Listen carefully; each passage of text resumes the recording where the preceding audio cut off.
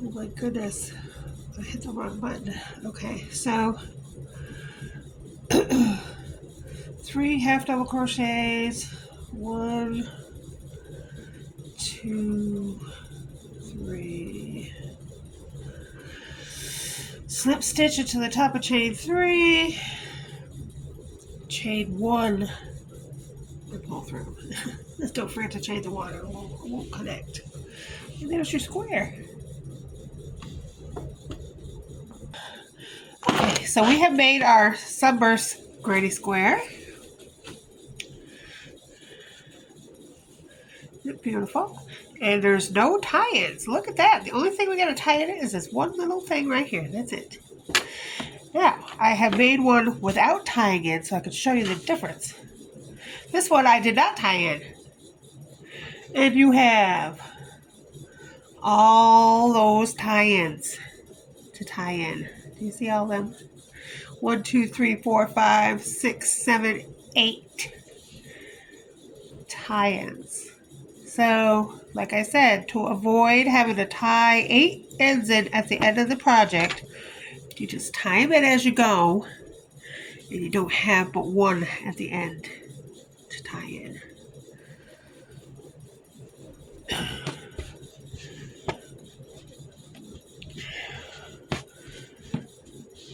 Take your needle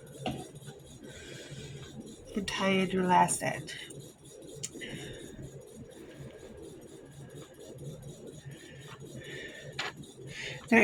You can do an invisible join there, but that's another episode. So we're not going to do that today. Just tie it wherever. Go through the back and just go 3 times through. I'm going to go through this long one in the back here. So there's lots of things you can do with your squares when they're done.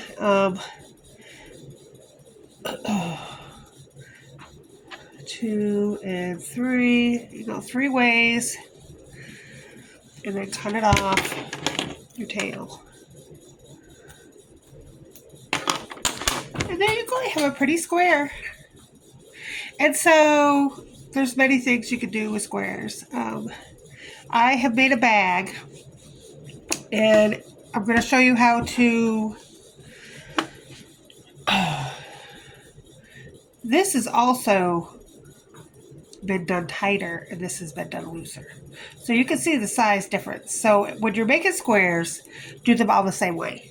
If you want them tight, do this way. But I did this tight, and I found it was harder to get through the holes for the stitches when it was tight. So then I went to loose, and now this is a better way because it's easier to get all those yarn stitches into the other stitches. So that's the size difference as well. This one's smaller and one's bigger because this one I did tight and this one I did loose. So it makes a difference how you do them. So however you do them, make sure you do them all the same. So, all right, I'm going to show you the bag I made. Okay, so I made myself a bag with sunburst squares. Isn't it beautiful? That's one side, and then I ran out of the white, so the other side I did like that. So basically it's huge, it's nine squares. You tie them all together, and then I have this bag I got at Hobby Lobby for like $1.50 or $2 or whatever it was. I said, well, let's put that inside here and see. Then I won't have to do the lining, which is a whole nother episode of how to line a bag. But anyway, so I put this tote in there, and it fits good. And so I think I'll line it with that. And then all I really would have to do is stitch this part and this part, sew it on the edge all the way around. And then I have an instant lining to my bag. And so that's my new bag I made with the sunburst square.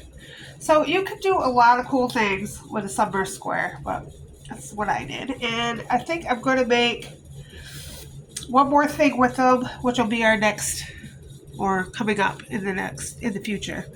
I make one more thing with a sunburst square.